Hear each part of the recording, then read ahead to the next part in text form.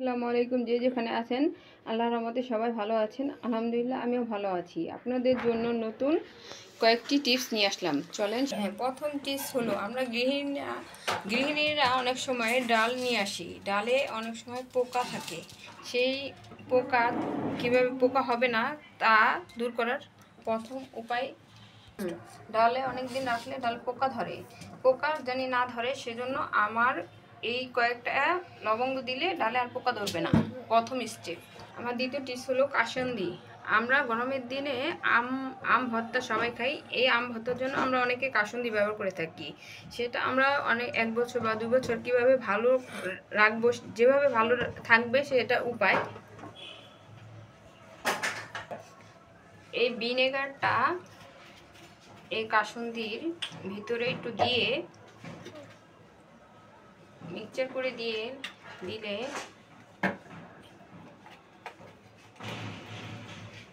কাসুন্দিটা mixture করলে আপনি প্রায় 1 বছর 2 বছর রেখে খেতে পারবেন। আমার 3 নম্বর টিপস হলো পিএস। আমরা গৃহিণীরা অনেক সময় পিএস কাটার সময় অনেকের চোখ দিয়ে পানি ঝরে। এই চোখ দিয়ে পানি না ঝরে সেটা উপায় হলো, আপনি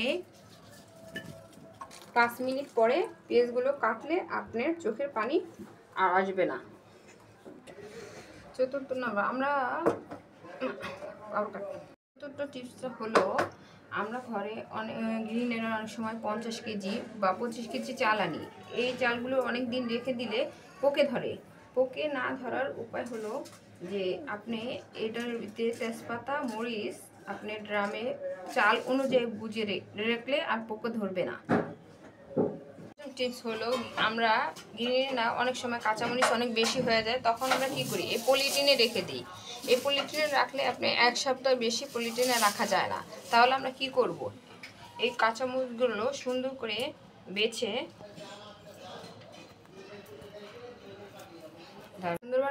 এভাবে একটা ঢাকনার ভিতরে বক্স করে রেখে একটা কাগজের মাধ্যমে এভাবে সুন্দর করে নর্মাল ফ্রিজে রাখলে 1 সপ্তাহ বেশি আপনি এটা ব্যবহার করতে পারবেন।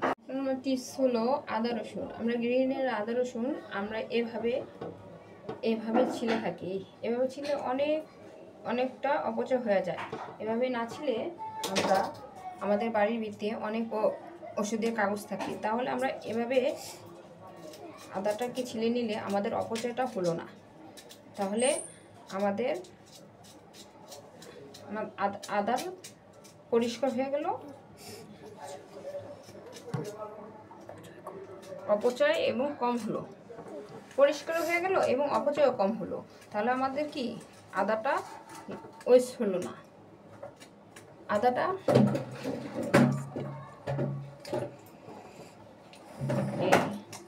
আদাটা পরিষ্কার হয়ে গেল।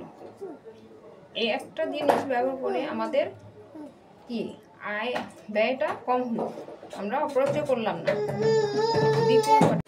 আমরা গৃহিণীরা রান্না করার পর কড়াইটা লালচে ভাব থাকে, সেটা পরিষ্কার করার জন্য আমার নেক্সট টিপস হলো এটা, যে পানি ফুটানোর পরে এই যে পাউডার দিয়ে এটা ঢেকে রাখবো 5 মিনিট।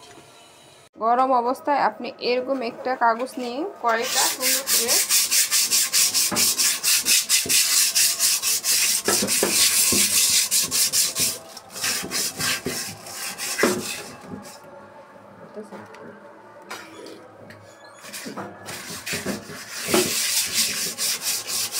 এই যে দেখছেন কত সুন্দরভাবে কড়াই পরিষ্কার হয়ে যাচ্ছে। এই দেখেন আমার হাতে ইলিশ আছে, গরম অবস্থায় কড়াইটাকে পরিষ্কার করে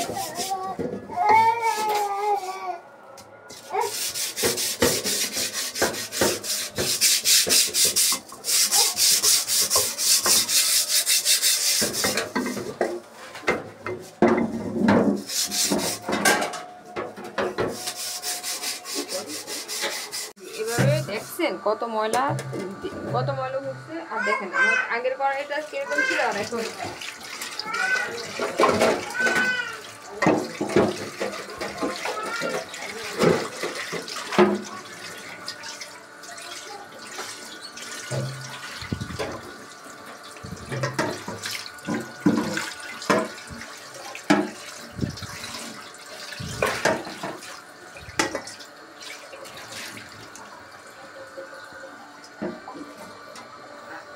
আগের চেয়ে পরিষ্কার হয়েছে।